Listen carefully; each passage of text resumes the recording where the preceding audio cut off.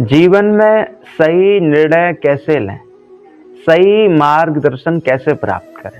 बंधु, हमारे जीवन में कुछ परिस्थितियाँ, कुछ स्थितियाँ ऐसी आती हैं जब हमें समझ में नहीं आता है कि क्या करना चाहिए, क्या करें जिससे हम सुखी हो जाएं या हम बच जाएं।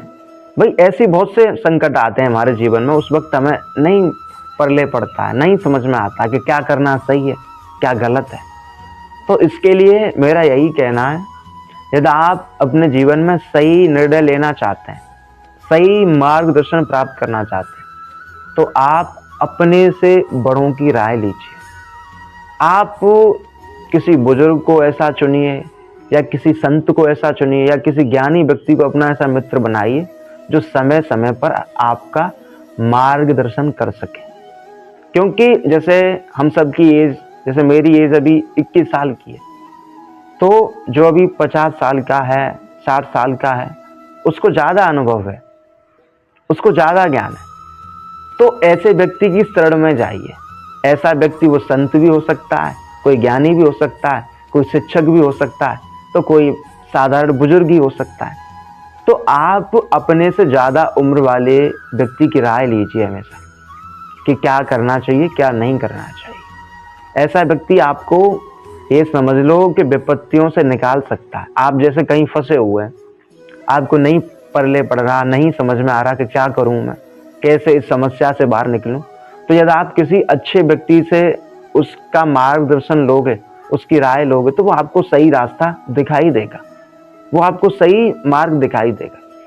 और बंधुओं, मैं तो कहता हूँ सही शब्दों में, अब आपकी समझ में आया या नहीं आया, संत लोग जितनी जल्दी हमारा मार्गदर्शन कर सकते हैं, उतनी जल्दी हमारा मार्गदर्शन और कोई नहीं कर सकता।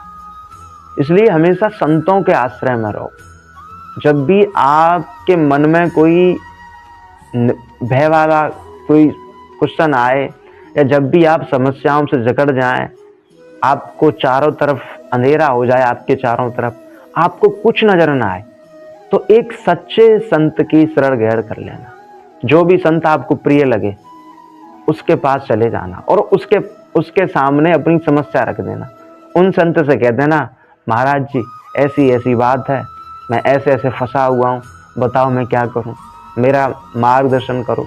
सच मानो बंधुओं, कितनी भी बड़ी विपत्ति क्यों ना हो, कितना ही बड़ा संकट क्यों ना हो, अगर आपने उस संकट को किसी अच्छे संत के सामने रख दिया, तो आपकी समस्या का समाधान हो ही जाएगा, आपका रास्ता निकल ही आएगा, आप विपत्तियों से बच ही जाएंगे, आप संकटों से बच ही जाएंगे। क्योंकि संतों के पास अनमोल चीज है।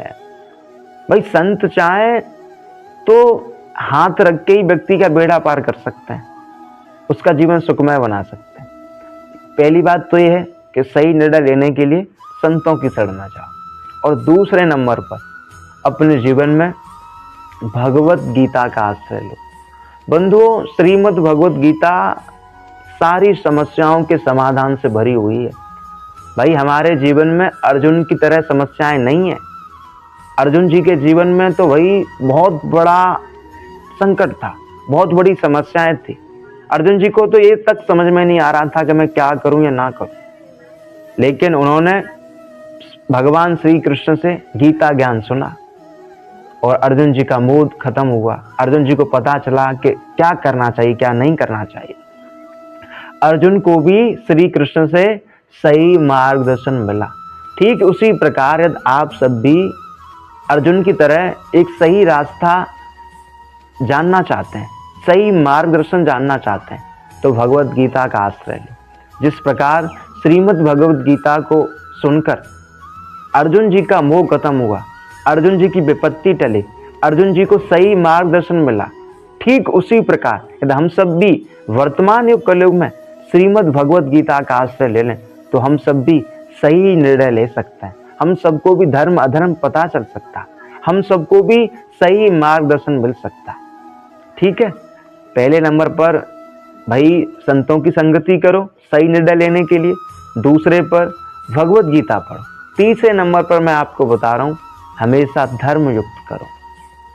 भाई, जो कर्म धर्म युक्त हों, जो शास्त्र सम्मत हो उनको करो। यदि आप हमेशा धर्म पर चलोगे, यदि आप हमेशा शास्त्र सम्मत कर्म करोगे तो फिर आप कभी नहीं फंसोगे। आप हमेशा सही निर्णय ले ही लोगे।